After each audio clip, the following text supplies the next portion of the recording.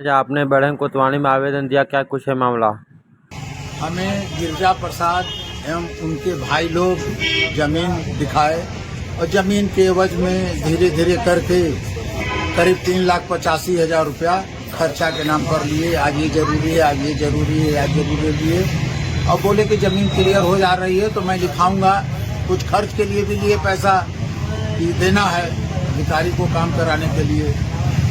उसके बाद जब नहीं मिल पाया, काफ़ी दिन हो गए, कई साल हो गए, तो एक बार बढ़न कोतवाली में भी गया, वहाँ लिख पढ़ के दिया कि आई साहब से बात हुई, परंतु उसके ऊपर आज तक कोई कार्रवाई नहीं हो पाई। बहुत हमें दुख है कि हम लोग जैसे संभ्रांत लोगों के साथ भी नाइंसाफी हो रही है, ध्यान नहीं दिया जा रहा है। तो कृपया ध्यान देने की कृपा करें ताकि हम लोग छली के जो छल के शिकार हुए हैं हम लोग को न्याय मिल सके। धन्यवाद। और भी ऐसे मामले आवेदन पड़े हुए हैं, एक ही व्यक्ति के द्वारा कई लोगों को ठगा गया है। हाँ, ऐसे हमें जब कोतवाली गए तो वहाँ जानकारी मिली कि इस तरह से और भी आवेदन आए हुए हैं जो कि उसी जमीन को दिखा के और इसी तरह छल करके पैसा लिया गया है। तो बढ़न कोतवाली से आग्रह है कि हम लोगों के ऊपर सहानुभूति पर विचार करके तत्काल कार्रवाई करने की कृपा किया जाए। जिले के एसपी यूसुफ कुरैशी जी को भी क्या कुछ संदेश देना चाहते हैं जो इस तरह के फ्रॉड है?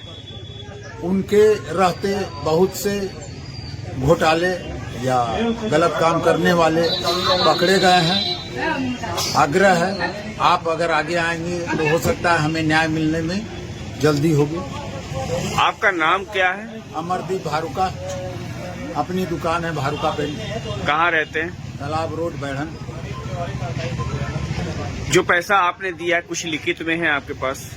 उनको जब भी जितना भी पैसा दिया गया उसमें कागज में हम भरबली लिखवाते चले गए, क्योंकि हमें नहीं पता था कि हम ठगी के शिकार हो रहे हैं। उन लोग से संबंध था, दुकान में सामान लेने के लिए आते रहते थे, एक विश्वास था कि चलो दे देंगे। हमको भी लग रहा था कि धीरे धीरे देंगे तो हमको भी आसानी होगी लेने में।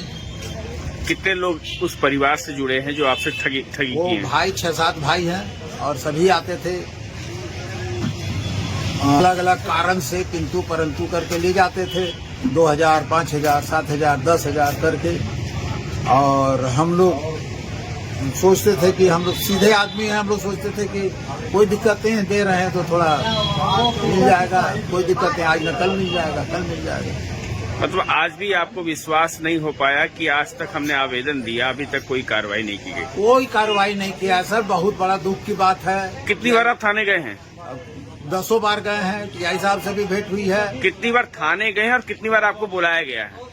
3-4 बार बुलाया गया है और थाने तो 10 बार गई। कभी साहब लोग से भेंट हो पाता है, कभी नहीं हो पाता है। हमारा पैसा फंसा है तो मजबूरी हमें तो जाना पड़ेगा।